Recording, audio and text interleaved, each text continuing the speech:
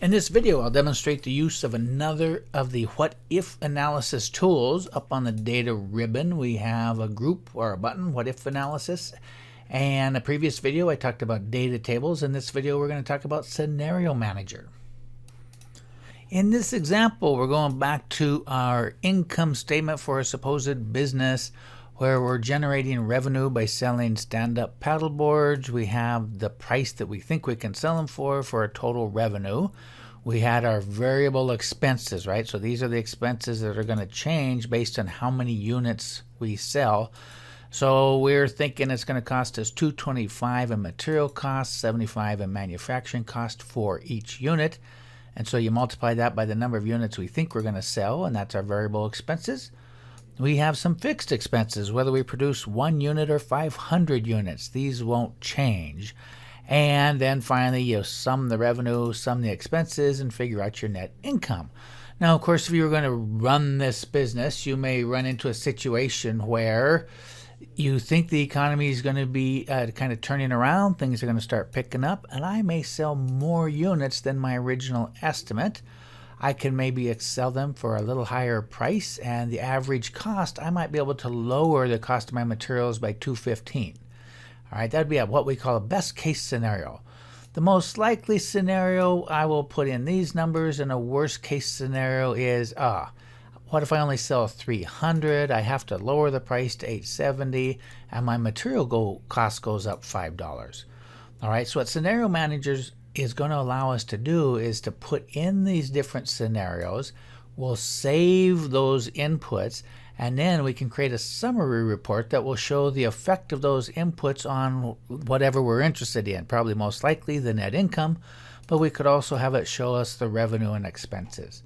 So that's how Scenario Manager works. Now, before I get into Scenario Manager, basically we'll click What If Scenario Manager and we'll start adding our 3 scenarios, in which case we click on some cells. Our summary report makes much more sense if the cells are named versus referring to things as B4, B5. So I'm quickly going to run through this range of cells and name them so that the names will show up in our scenario summary. I will go to formulas. I've selected A and B. We're going to create from selection, and the names are in the left column. So now, apparently I already had a few names. We'll go ahead and replace those. And so now B5 will be average price per unit. This will be the SUPs sold. We'll refer to the cells by those names. Back to Scenario Manager. So here we go. We're going to create 3 scenarios, a best case, most likely, and worst case. You can create as many or as few scenarios as you want. We're going to add one. That goes, well, what do you want to call your scenario? And we'll just use those same names, best case. And then right here it's asking, well, what cells are we changing? And again, it can be 1 or more. You can have many. In my situation, I said, I'm going to change these 3 cells, the number of units sold, the average price we are selling them at, and the average cost we're producing them for.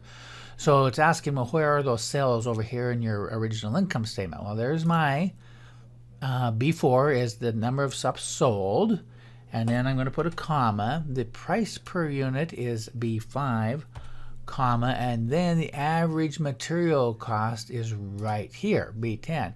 If I wanted to add to my scenario the average manufacturing cost, I could. All right, I could click on basically any of the cells that provided input into my result cells down here. So those are the 3 that I've chosen for my example. So I'll hit OK, and then it goes, all right, for your best case scenario, what values do you want for those 3 inputs? So 500 for the number of units sold. This is my best case, so I think I can raise the price to $910. And through efforts in my plant, I'm hopefully going to reduce the material cost to $215. So there you go. Now I can hit OK, or because I have another one, I can hit Add. So I'm going to go ahead and hit Add. And it asks, well, what's the next scenario? And I will call this most likely. The changing cells remain the same. So you hit OK, and now it's just a matter of filling out the new values for our most likely scenarios. That's $350. We'll leave the average price alone, and we'll leave the average cost alone. So just for fun, I'll hit OK to show you we have our 2 scenarios, but I did have one more. So at this point I can hit add again. And now we go, what's the scenario name? Worst case. And it lists the 3 cells that we've already chosen in our other 2 scenarios. So now we just have to put in the values for our worst case scenario, which is 300. I lower the price to 870 and our material costs go up to 230. So we hit OK. So there's our 3 scenarios. The changing cells, you can see the names that we created for those cells. I can close this at this point and run back in data, what if, scenario manager. Very often, after you've created your 3 scenarios, you want to create a summary report. So I will click on summary, and it's asking, do you want a scenario summary or a pivot table? We're just going to do a regular scenario summary. And it says what results cells do we want to look at given those 3 inputs that we're changing. So again, it's guessing that you want to just look at the net income, and that may be fine. But in this case, I might want to look at all 3 of those, my total revenue, total expenses, and net income, and see how those are impacted given our 3 scenarios. So you hit OK, and it'll put the information in a new sheet. You'll notice a tab down here called Scenario Summary 2. That's 2 because I had done one earlier. And because I named the ranges, that has some meaningful information over here in column C. And that is, I can see that my subs sold go from 500, 350, 300, and this column is the current values. Had I not named the ranges, this would have just said B4, and this would have been B5. And so that's why naming the ranges ahead of time is nice. If you should happen to forget, you can do what I've just done, and that is in your scenario summary, you can still type on these cells and make them be whatever you want them to be. But it's much easier to have named your ranges ahead of time, and then you recognize what the changing cells and the result cells are by their names. One other thing you can do with a scenario summary or scenario manager is, I'm back on my income statement sheet. What if you go scenario manager? So I have 3 different scenarios, and if I want to make one of those scenarios the values that I currently see in my income statement, I can choose that scenario. So in this case, let's go worst case. And down here next to the close button is a show button. And what that will do is put those values for the worst case in my income statement. So if I hit show, that changed this to 300, 230. Oh, and then my unit price is 870. And then of course the results in my formula down here shows that I'd have a net income loss of 10,500. I can hit close and it'll leave those values there. You can of course undo that if you wanted to put them back to what they were. So Scenario Manager is not hard to use, but let me show you one issue that students seem to have, and that is when we tend to teach Scenario Manager, we're also teaching data tables. So on this same sheet, we may have a data table, and I'm going to bang one out really quick here. Let's say we're going to change the units produced from 300, I'll go 305, whoop. I'll select those 2 and we'll real quickly move it up to 335. And I'm going to watch in my data table I'll just do the revenue. I'm just going to do 2 of them just to be quick, and I will do the revenue and the net income based on the changing values of the number of subs sold.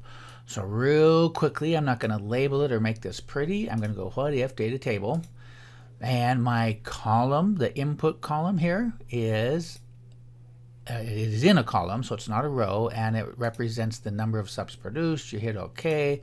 It fills in your values, right? So this would be my revenue given the different numbers of units sold, and this is my net income, and obviously I start to break even at 310. Anyway, so the point I'm trying to make, you've created a data table, it's on the same sheet. When you go to Scenario Manager, I've already have my 3 scenarios in, the best to worst case, but when I click on Summary, for some reason, very often, it seems to grab for the result cells all of the values out of your data table.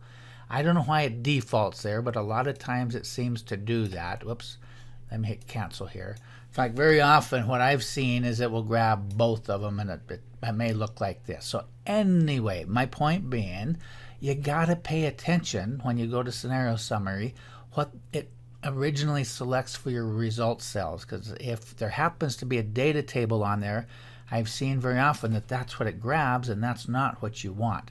The result cells are going to be typically something over in your income statement or whatever your spreadsheet is that you're creating scenarios, and you want to grab those cells that have formulas in them that are impacted by the inputs of your scenario.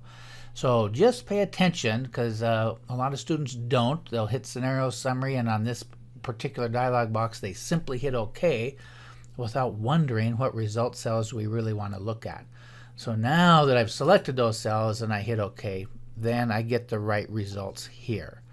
So be careful when creating your scenario summary if you happen to have a data table on the same page. So basically that is it for Scenario Manager. Not hard to use. You just need to have one or more scenarios where you're changing the inputs, and then when you create your summary report, you want to select the result cells that you want to see impacted by those inputs. Thanks for watching.